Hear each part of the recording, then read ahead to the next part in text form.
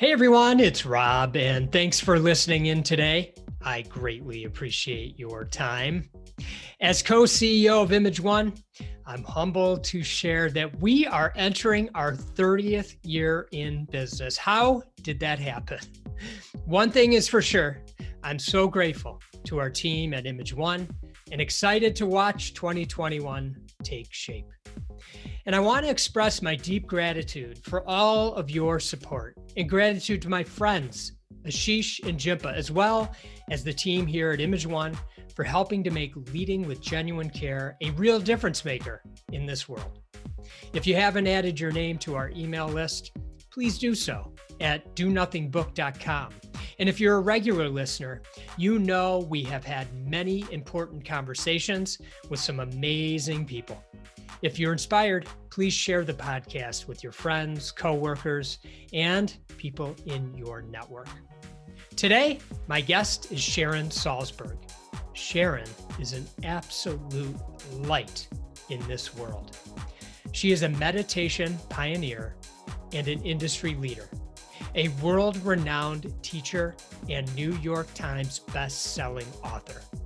As one of the first to bring meditation and mindfulness into mainstream American culture over 45 years ago, her relatable, demystifying approach has inspired generations of meditation teachers and wellness influencers, including me.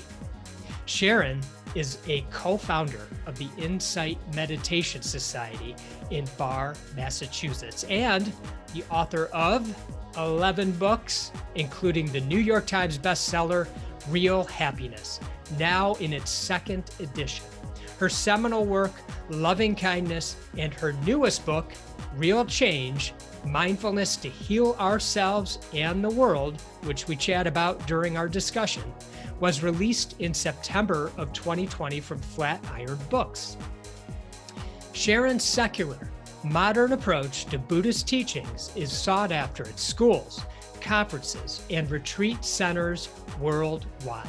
Her podcast, The Meta Hour, has amassed over 3 million downloads and features interviews with the top leaders and thinkers of the mindfulness movement and beyond. Sharon's writings can be found on Medium, On Being, the Maria Shriver blog, and Huffington Post. I also want to let you know that Sharon's book, Real Happiness, celebrated its 10th year anniversary in 2020.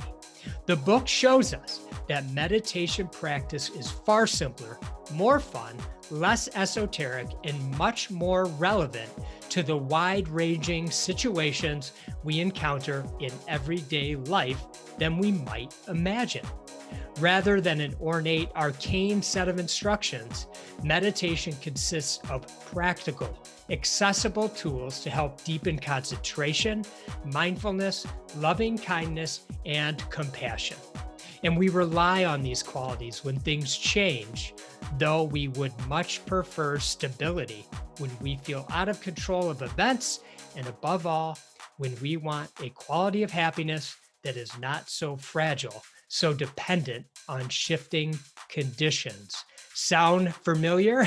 Yes, we live in unique times. So I encourage you to check out the annual Real Happiness 28-Day Meditation Challenge, which is held during the month of February each year.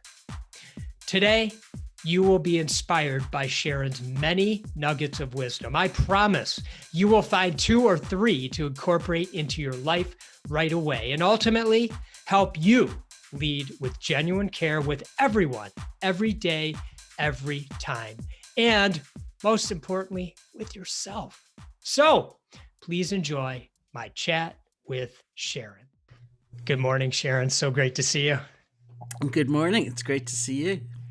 I wanted to start today by sharing a quote with you.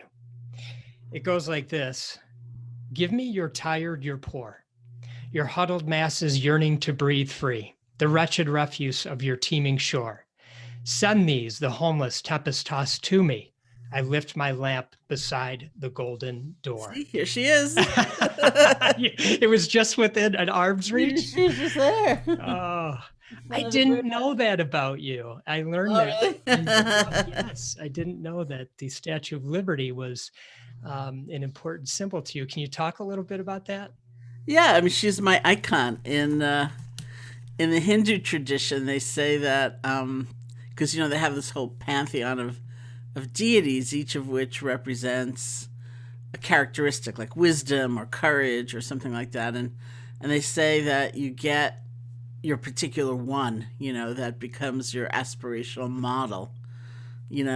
Almost like, of course, we want all the virtues and all the strengths, but sometimes there is like a theme, and that's more important than anything. And so that's called an Ishtadev. You're kind of presiding Mhm. deity, and I've always said that the Statue of Liberty is my Ishtadev. No Uh, kidding. and I grew up in New York City, and somehow she was always, as she is, a symbol of compassion and welcome, and very much a sense of saying you belong. Like, even you, that no one else wants, you can belong here. You can have a sense of a home here. And I was writing about her recently because I had a book come out called Real Change, and I was writing about the Statue of Liberty and what she meant to me, and not for the first time, I may note. Like, and I have more than just the one thing. But anyway, what I hadn't realized before so much, if at all, really, before researching some for this book, was that she's a woman on the move. She's actually in mid stride. Usually I think of the poem, or I think of the torch or something like that. But one of her feet is like halfway up, and so that began to symbolize action to me, and like taking action. So Mhm. it's not a passive kind of compassion. Yeah, I learned that too. I never knew that myself until I read your book and you taught me that. So I appreciate that. Your book that you mentioned, Real Change, Mindfulness to Heal Ourselves and the World. Can you talk about what inspired you to come up with the name of the book? The name was, I'm afraid, a little bit of a joke, because I had a book come out called Real Happiness. I had a book called Real Happiness at Work. I had a book called Real Love. Mhm. And so when it came time to give this book a title, somebody made the joke and said, let's call it Real Change. And then we couldn't think of a better title. So it stayed Real Change. Um, I think I was motivated by two different groups of people, as well as, of course, my own experience. One, because I've been teaching meditation for like 45 years now, something like that. And I've known so many people who, just in the course of practicing that kind of introspection and self reflection and the tools of meditation, like mindfulness and so on, just develop a much greater compassion. Um, it's expressed, it's been expressed to me countless times, say by somebody, here would be a classic example, somebody saying to me, I was walking down the street, and a street person came and asked me for money, and I gave them $1 because that has been my habit anyway, to give them $1. But it's the first time I've ever looked that person in the eye and realized that was a human being. Mm. So I have seen that so many times. Um, but amongst that population of people, with all the genuineness of the compassion and the sense of empathy and so on, there's often a feeling of like, I could never do enough. I could never make a difference. So I Mhm. just won't do anything. Right. And I have a lot of history with encountering that. And then another group of people, I've been working with a lot of what we call caregivers, which might mean in your personal life, in your family, you're taking care of somebody. Certainly, it might mean professionally. Uh, my work in that group started out with domestic violence shelter workers, the staff who work in the shelters. And I spent a whole chunk of time and still working with international humanitarian aid workers, people who say go into the Syrian refugee camps and are Mhm. working. Mhm. These days, first responders, medical personnel, doctors, nurses. and there's so much burnout, and there's incredible empathy, there's incredible compassion, but there's something else going on. There's some kind of imbalance, there's some kind of unreasonable expectation on oneself, or from the institution. And I thought, who else are like those people? And I thought, oh, activists, they're like those people. People on the front lines of suffering, trying to make a difference in this world, sometimes in very unsupported circumstances, but maybe needing to find a kind of balance within that they're not going to necessarily find without. And, I've had so much experience at this point with people trying to make a difference in one way or another, and I've seen how much is put upon them, and I just wanted to try to be of help. So, could you have imagined, as you were writing the book and getting into it, that this pandemic would take place and this book would become more relevant than you could have than you started when you started? Thank you for saying that, first of all, because I wrote, except for the preface, right? I'll talk about in a moment. I wrote every word of the book before the pandemic. I turned it in, or before the pandemic was known. Anyway, I turned it in. It was last December, or it was December or January, and I then went to California for the month of February.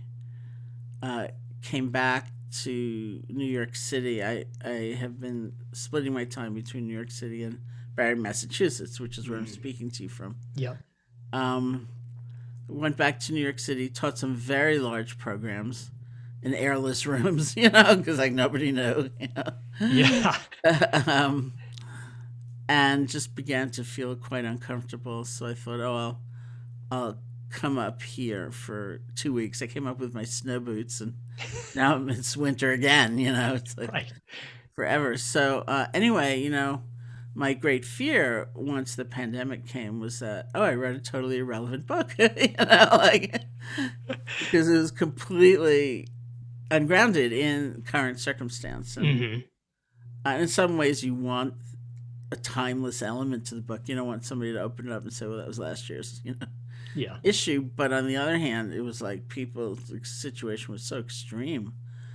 And this was sort of embodied still in the earlier days of the pandemic, when a friend of mine was reading it to excerpt it, and he was experiencing tremendous anxiety at that point in his life. And he said he kept reading it and reading those examples and thinking, that's what made you anxious? Wait till you see what's coming down the pike.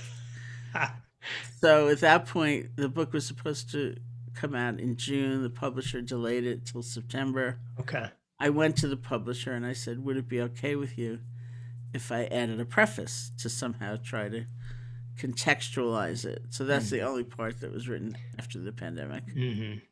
Amazing.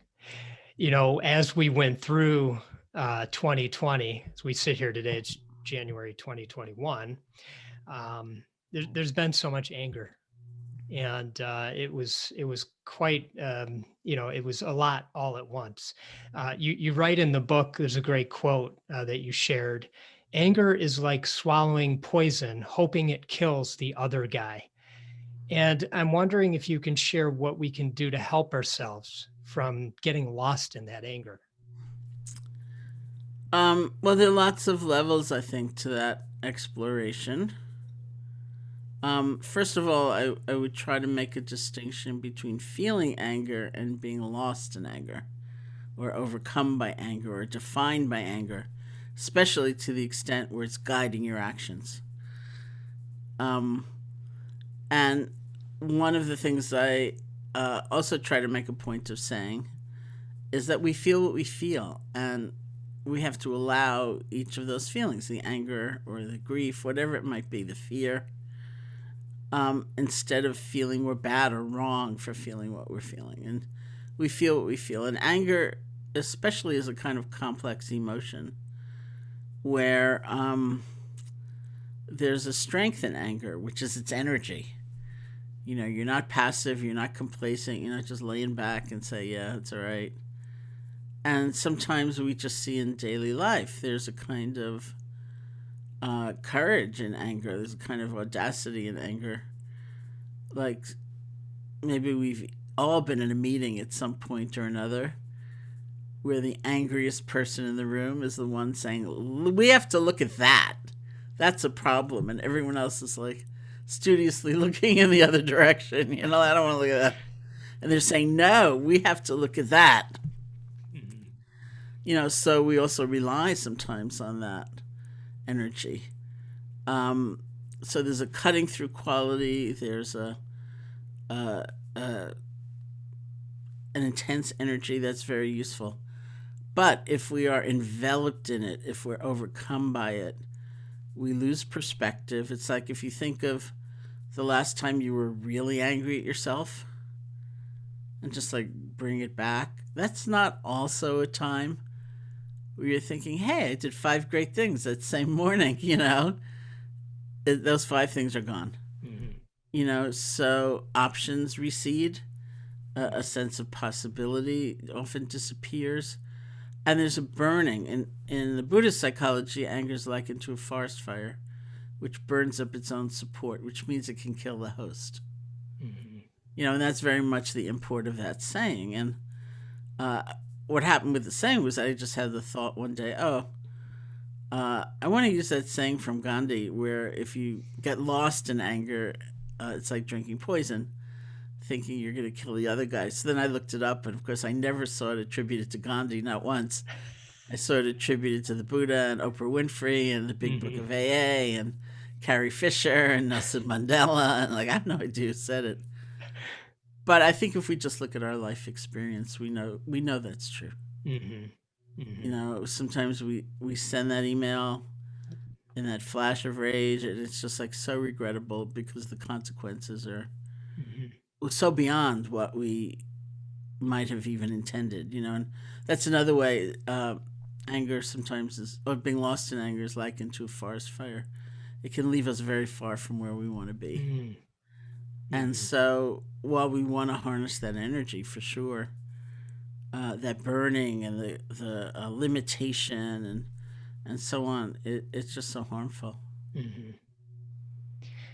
I'd mentioned a minute ago that there is a lot coming at us in this world, and sometimes we can become actually frozen by it.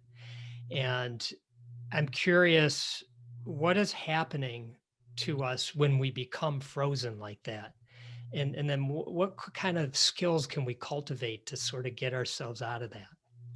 Well, I think both with the anger and with that sense of frozen, the main tool that we have is mindfulness. It's awareness. It's knowing what we're feeling as we're feeling it, not after we send the email. Not after we're just like refusing to act, because we're so afraid or whatever. And if we can be with the feeling in a kind of interested and also loving way, loving toward ourselves, we have the opportunity to see more deeply into it. So one of the ways I've worked, say, to resolve anger, the first thing we do is in the meditative process is we pivot, usually with a very strong emotion.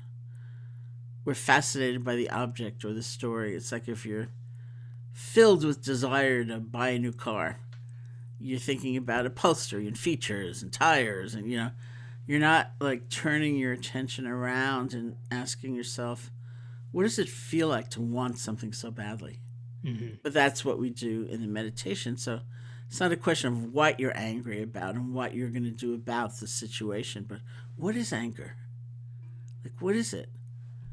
And that means we also have to let go of the add-ons. I'm such a bad person because I feel this, or I need a new therapist. This has gone on too long, or I'm the only one who ever feels this, or this is the only thing and just like, okay, this is it right now. This is what's arising right now. And we see it is a complex emotion. There's strands of sadness. There's strands of fear. And almost always, if we can sit there and be with the feeling, we will find at the heart of it a sense of helplessness.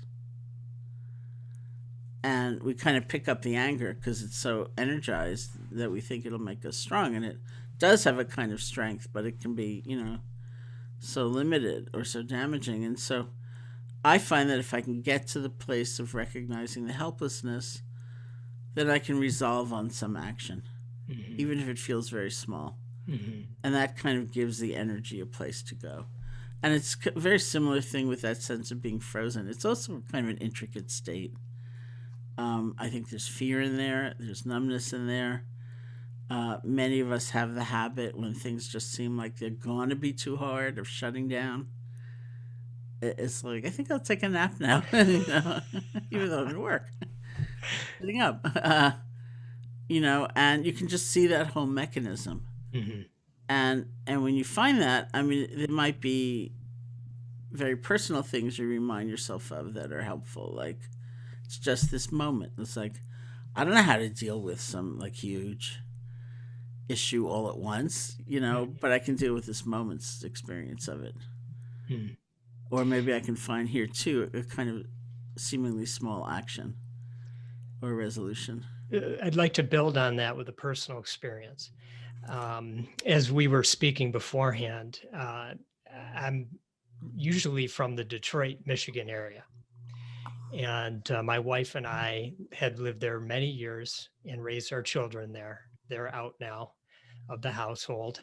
And at some point, we intended to move to northern Michigan where we have a home.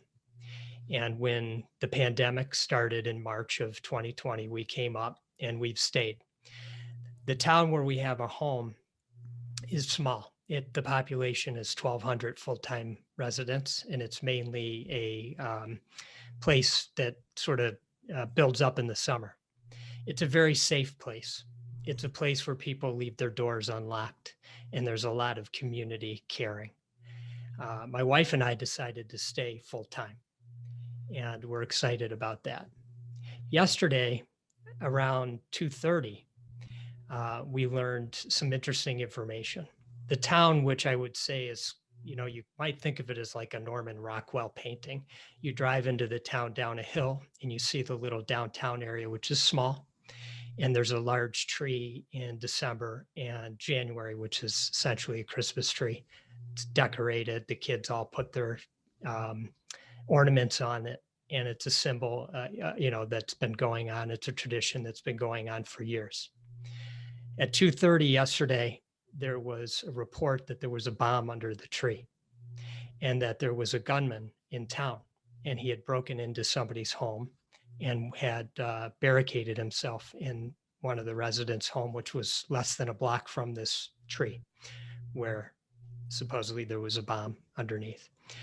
And to hear that for myself, my wife, the residents, the people we know, the friends, it's with everything else going on. I mean, even if there wasn't everything else going on, but with everything else going on, it starts us scratching our heads to say, what's happening in this world, and how can we cope with these kinds of things that are constantly coming at us? And I'd love for you to just share anything that comes to mind as I share that story with you. For those that might have similar situations, obviously different in terms of the facts, but how we can get ourselves through these sorts of times. Well, was there a bomb? I'm really eager to know. Yeah, I didn't end the story, did I? We still don't know if there was a live bomb, but they were able to catch the person, and they have him in custody. And they had us on lockdown for, most of the evening, and they released the lockdown and said everything is safe. So thank you for helping me finish the story. I was a little emotional as I was sharing it, so I failed to finish it. Well, I mean, this is the world, and for many people it has been the world, not, in that town necessarily. And I'm in Barre, Massachusetts, which has population of 4,000, so we have you beat, but it's a very similar kind of feeling. And yet, I've done an increasing amount of work with a community of people affected by gun violence. They started in Parkland, Florida, when Yep. I went down there, and um, one of the most poignant statements I heard um, after the uprising at the Capitol Mm-hmm. on January 6th was Nancy Pelosi was talking about her staff, who were very young, fairly young, and Mm-hmm. she said they entered an office, they barricaded the door, they hid under the desk, and they were totally silent. She said they learned how to do it at school. Wow. So there are, countless kids these days who have drills all the time Yes. because this is actually a reality. It's not some fantasy, that Yeah. this could happen. This is the world, and um, it behooves us, I think, to recognize that. Even though I feel very safe where I am, that you never know, but uh, it's not the every reality, and I think it's an important moment when we are open to that, because then we also open to those people who've been through it in a more radical, intense way. Because I think society in general, and the conditioning many of us have, is like, let's just tuck them away somewhere because it's so Mm-hmm. displeasing to have to recognize that. I'm also noting how much you talked about it's like your neighbors, your community came together. Mm-hmm. That's a really important thing, that in tremendous, when uncertainty is revealed, uh we have to learn how to be with one another, Mm-hmm.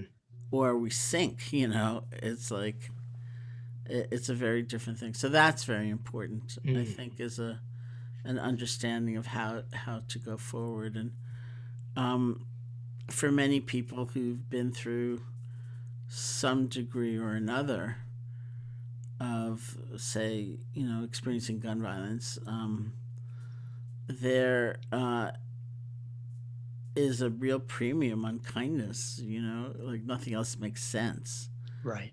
And here too, people tell me they learn to honor what seems to be maybe a very small gesture or something, but it counts. It all counts, Yes. and I think that's another thing that can come out of an experience like that. And you may have to start locking your doors. I mean, it's like really, I know exactly what you're talking about. Like, I was once sitting I'm in my house, which is next door through the forest to the Insight Meditation Society, Mm-hmm.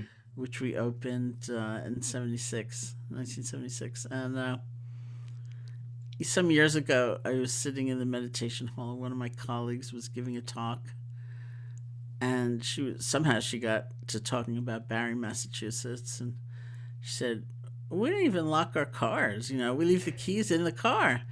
And then I thought, I don't, you don't know where this. In those days it was cassette tapes. I thought, you don't know where this tape is going. Like, why are you advertising that fact? That may not be that smart. And That's that great. was a long time ago. Yeah. Yeah. Um, Thank you for that. I and many others have learned about loving kindness from you. Mhm. And over the years, as I practice I have found it to be so useful in my life. And I got to utilize that practice yesterday as well. When there are people that are perceived harmful, whether it be through their words or their actions, how can those that aren't accustomed to practicing this wrap their minds around wishing those that are harmful loving kindness?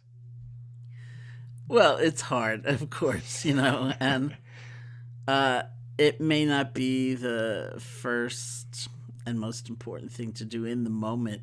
Might be wishing yourself loving kindness, honestly. Mhm. Um, but it takes a real exploration and deepening understanding of what loving kindness is, because it doesn't mean liking somebody or approving of them or wishing them to succeed in their actions. It's just understanding that when we come from a place of pain within, or profound disconnection within, then that's where these actions are born. Whether it's in speech, talking about somebody behind their back, or being malicious, or Mm. lying, cutting them down, or an action, physical action of really hurting somebody. Um, that's where those actions are born. And to wish that someone be free of that space, that basis for acting in that way, can only make it a better world. Because Mhm. in effect, if that person were happier, they wouldn't create so much misery around them. Can you discuss love, and what does love really mean, and how can we lead with love always? I often refer to this line of dialogue from this movie, Dan in Real Life, which came out, I guess, about 11, 12 years ago now. Dan in Real Life? Dan in Real Life, yeah. Okay. You didn't see it? No, I didn't. Oh, you should see it. Okay. It's on my list officially. Okay. Um, my goddaughter, who's a little munchkin at the time, has a part in it, so I saw it many times. Oh, Um, that's great. and there's a line in the movie where one of the characters says, love is not a feeling, it's an ability. Love is not a feeling, it's an ability. And I just love that because it reminded me so much of experiences I had had doing intensive loving kindness meditation. So love, of course, is a feeling, and it's the feeling that we maybe yearn for and long for, but we also tend to think of it only in romantic terms, perhaps, or, as a medium of exchange, like I will love myself as long as I never make a mistake or whatever.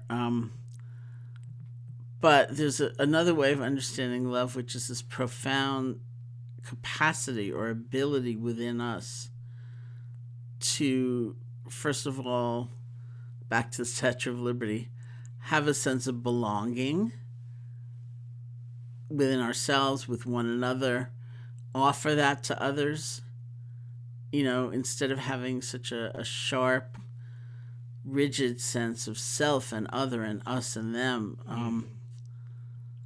It's almost like maybe best described with this story that I sometimes tell about driving in a car with a friend, and we were stuck in this terrible, horrible, awful traffic. And we were complaining bitterly about it the entire time. And at one point, my friend turned to me and said, "Well, we're the traffic too." And I thought, oh, that's right. They're probably complaining about us. And I thought, That's right. prior to her saying that, it was almost like a sense of, it's my road, I own it. You are the interloper slowing me down. You're in my way.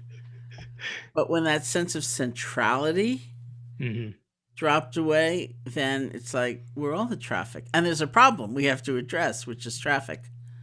But that's what I would mean by love, almost as that sense. So if I see love not so much as a feeling or a commodity, but as a capacity, it's very different. It's like, as long as it's a commodity, it's actually in someone else's hands to bestow upon me or maybe take away from me. And I'd often get the image of like the UPS person standing at my doorstep holding this package and glancing down at the address and saying, "No, I don't think so," and going away. And I'm going like, wait a minute. Then there's no love in my life. But if it's a capacity within me, it's up to me to grow, to nurture, to steady. And other people certainly may ignite it or inspire it or threaten it, but ultimately it's mine. So that's how I like to think of love, as that kind of capacity. Can you discuss the difference between empathy and compassion? Yes.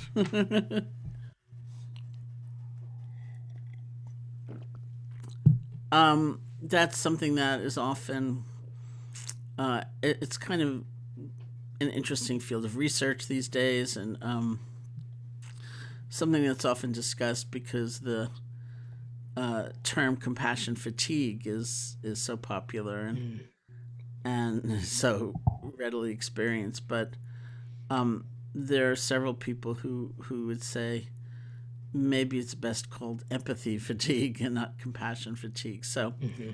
um, it's maybe easiest to understand in somewhat sequential terms. Empathy, in this sense, is like the felt sense of what someone else is likely going through. So it's a resonance. There could be cognitive empathy also, but usually we mean that kind of felt sense. Hmm. And it's essential in this world. And I think we see the world that exists without a lot of it, and it's so cold and so cruel often. We need a lot of empathy. But empathy could also be considered necessary but not sufficient condition for compassion to arise. So um, let's say we feel that sense of empathy genuinely, but we're very frightened. And so we want to run away. Or this is like back to that caregiving population. Mm. We feel that sense of empathy, but we're so exhausted. We feel so depleted. We feel so overwhelmed anyway. We don't feel the resource within us to like respond in a good way. Or we feel that sense of empathy, and this uh, therapist said to me a while ago, they found themselves blaming all of their patients. Like somebody would be telling them a story, and they'd be thinking, "I told you 6 months ago what to do. If you'd only done it, you'd be better." Or maybe we feel that sense of empathy, and we fall into that very strange kind of heroic savior mentality. Like, I'm going to be the one to fix it all. Or we feel that sense of empathy and we have the compassionate response. So, compassion in this sense would mean moving toward to see if we can be of help, as compared to moving into to burn up ourselves, right? To be Hmm. overwhelmed by, or determined to be of help, right? We're going to move toward to see if we can be of help. So that implies implicitly just balance. Maybe it's compassion for ourselves as well as for someone else. Wisdom, which means a sense of limits. Hmm.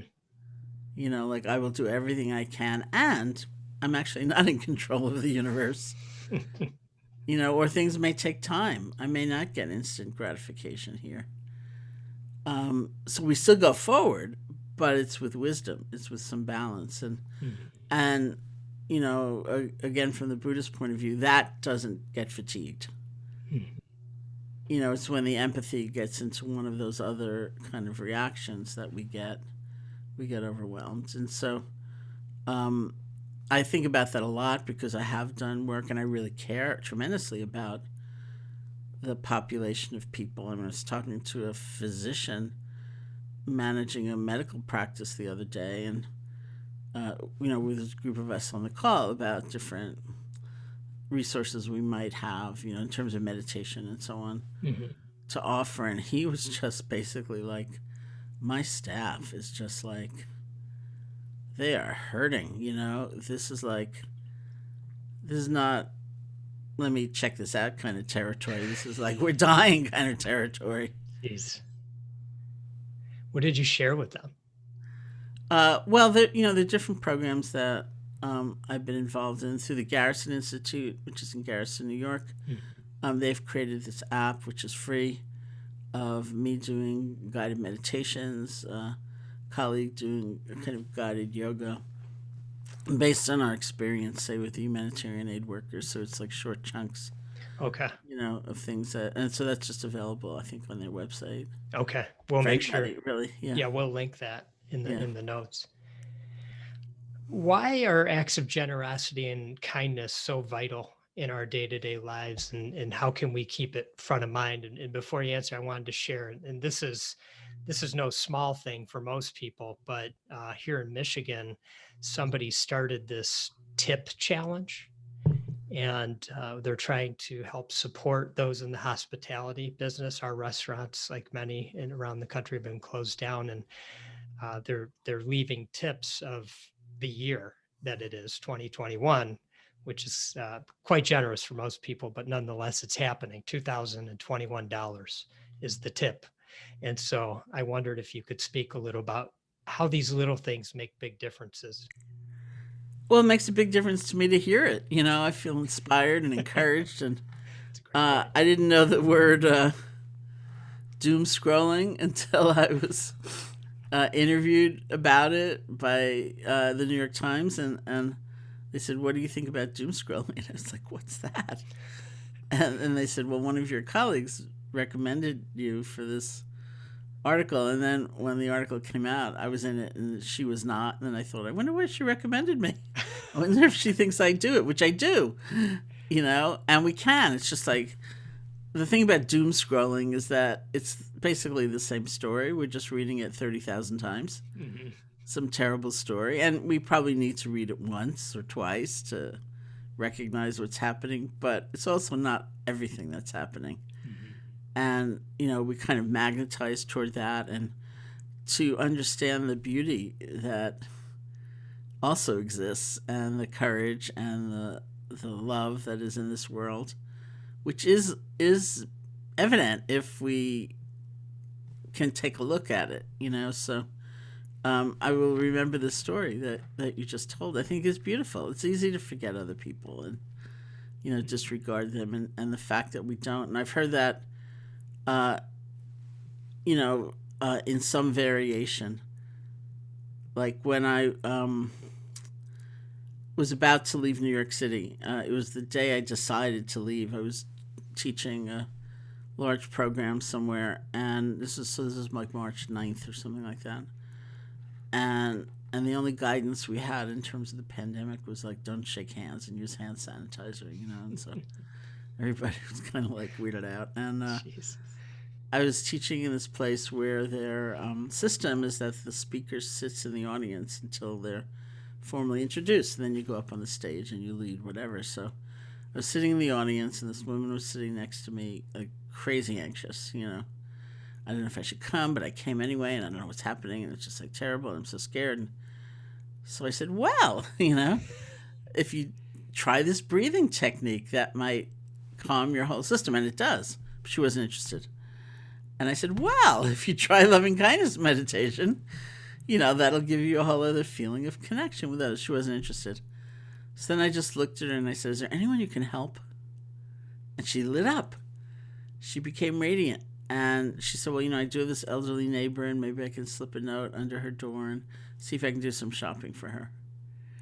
And I thought, isn't that interesting? And I think, in answer to your question, one of the strengths of things like kindness and generosity and action is that it returns us to a place of feeling whole and intact and not so frightened. And, because if we feel impoverished within, like, I don't have enough, to give, and that includes energy, thanking somebody, smiling at them,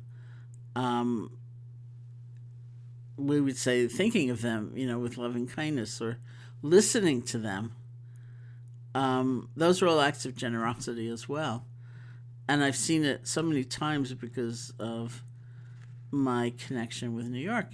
People say things like, I've lived in this apartment for 12 years. I never even knew my neighbors' names.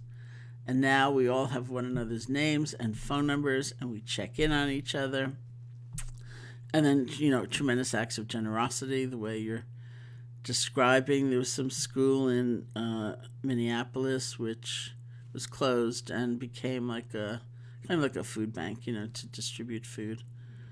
And they put out a call for, it was like 75 or 80 bags of groceries, and then got 20,000. Which I think of like every day. But now I'm going to add your story, as okay. Well. It's inspiring. Yeah. And we have to remember that side of things too. Mm-hmm. Years ago, I was on a silent meditation retreat, and the teacher shared a meditation where she incorporated the phrase, just like me.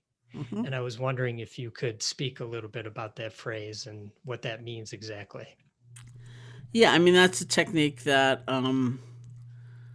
has often been incorporated in the Search Inside Yourself curriculum. And it's a kind of active compassion meditation where you reflect, and some people do it, they guide it through having you actually, back when we were in a room together, look at people and do this reflection. Like, this is a person who wants to be happy, just like me. And this is a person who faces challenges, just like me. And this is a person who has to, deal with letting go of their children when they become adults, letting go of life when we die, just like me.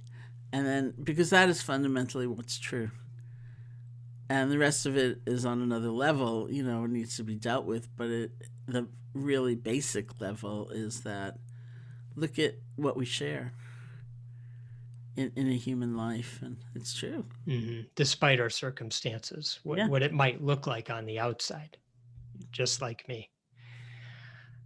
You write about the 8 worldly winds, and it's how the Buddha described life. And I'm wondering if you can talk a little bit about that.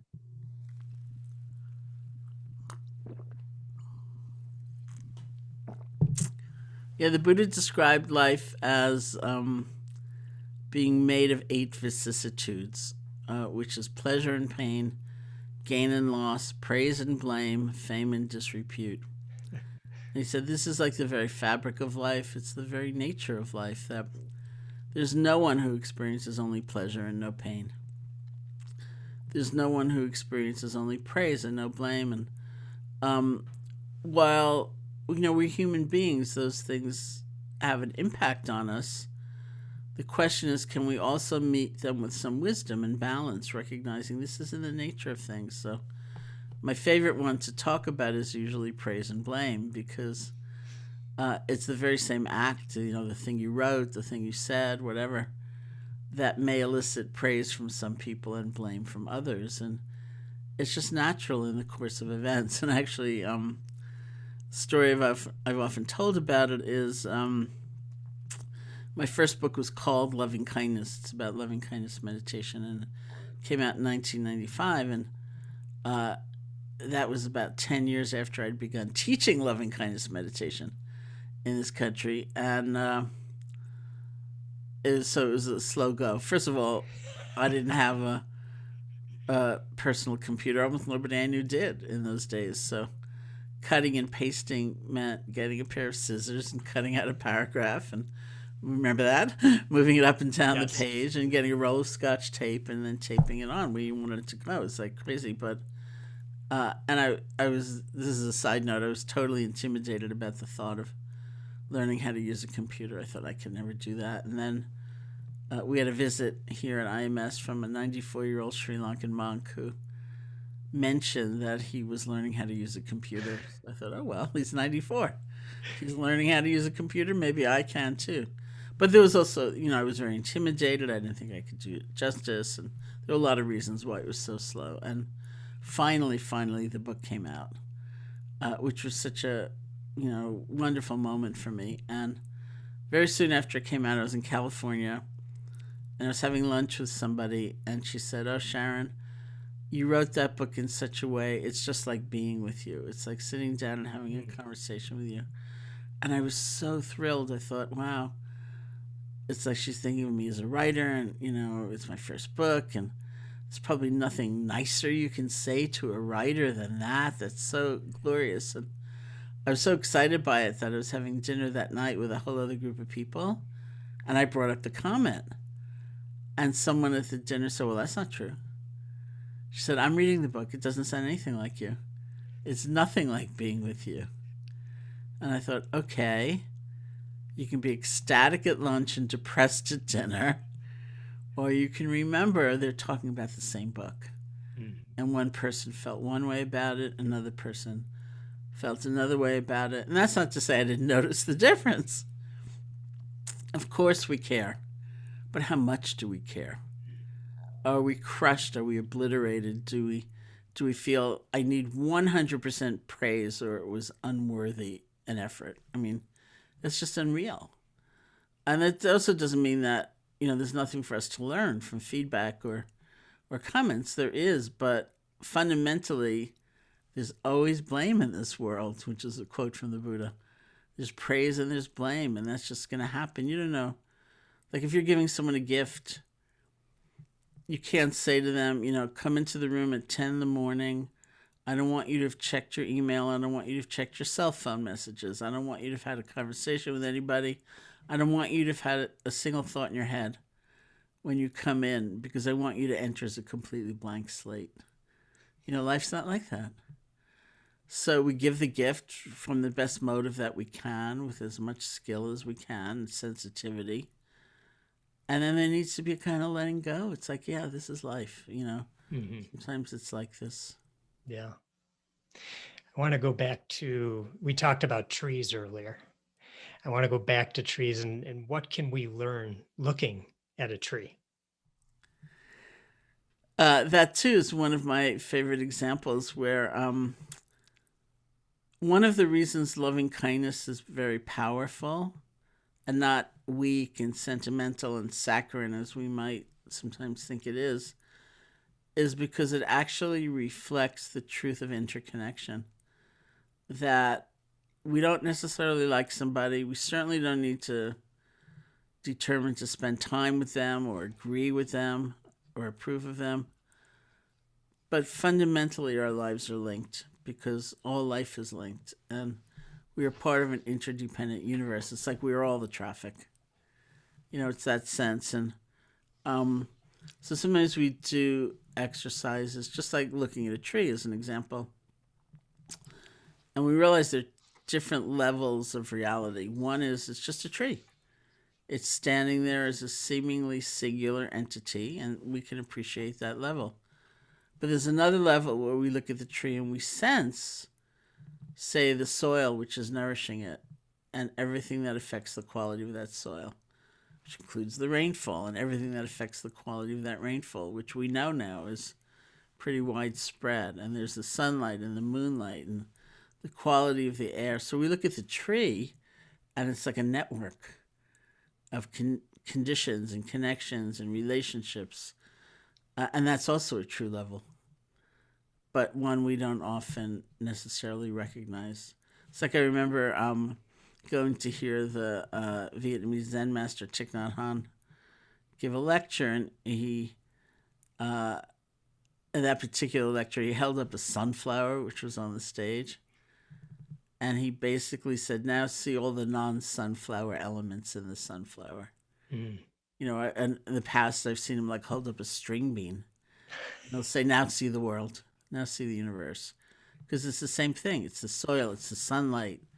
It's the farmer who planted that crop, who harvested, who transported it, who brought it here, And so any element, anything in life is not just a thing, but it's a network of relationships. This moment, our being here together, like, if you were to think, or I were to think, or any listener were to think, how many other people are somehow involved in my listening to this right now? Somebody told us, about your work, or they told them about my work, or they, Mm-hmm. they gave them a book, or they read them a poem, or they told them about meditation, or, it just goes on into this confluence, this recognition that this moment is like a confluence of all these connections, and it's a different picture of life. Mm-hmm. Why do you feel that life takes over and we lose sight of many of those things? I think for many of us, our attention is simply not trained. Aside from the fact that we're busy, and we're rushing around. Like, one of the things I've seen for myself, oddly enough, in this pandemic, because usually, in my life, I travel a lot, and there's not just the physical act of travel. There's figuring out where am I going to stay and who's going to pick me up at the airport and which I do. Like, it's a lot of time. Logistics. Yeah, logistics, exactly. And that's all freed up now because I'm not going anywhere. Is that I'm making the effort, and it wasn't even like a conscious decision. I noticed that I'm making the effort to be kinder, say in emails. I read them again and I think, well, I don't really need to add that. They don't need to know what this other person said. It'll just rile them up. Or, uh, oh, maybe this is too terse. Maybe it could be misunderstood. I don't mean it to have that tone. And just taking the time Mm. to pay attention is something we don't normally necessarily do. We also have huge chunks of the day which are kind of neutral. It's not very pleasant in terms of what's going on. It's not very unpleasant in terms of what's going on. And those are times we just snooze. We just we're disconnected.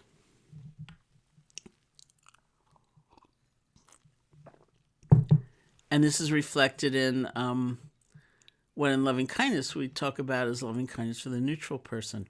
Mm-hmm. Someone we don't especially like or dislike. And very often that's someone who plays some role in our life, so we see them now and then, but they don't really mean anything to us because we don't stop and think that's a human being who wants to be happy just like I do, just like me, who is vulnerable just like I am. So for probably 45 years, my colleagues and I have been saying, like the checkout person in the supermarket. That's the perfect example of a neutral person. Mm-hmm. Someone we tend to look right through instead of look at. So what happens when we look at them? As we're hopefully discovering now. Mm-hmm. It's like, how do we think we get to eat if we're not growing our own food? And the more we pay attention, the more we recognize that we do live in an interconnected world. We do. Sharon, thank you so much for shining a light in this world and having such an impact on so many people, myself included. And for taking the time to chat with me on the podcast. It means the world to me. It really Thank does. you very much for having me. And to all the loyal listeners, I greatly appreciate you spending time with us today. And I wish you all much love and gratitude.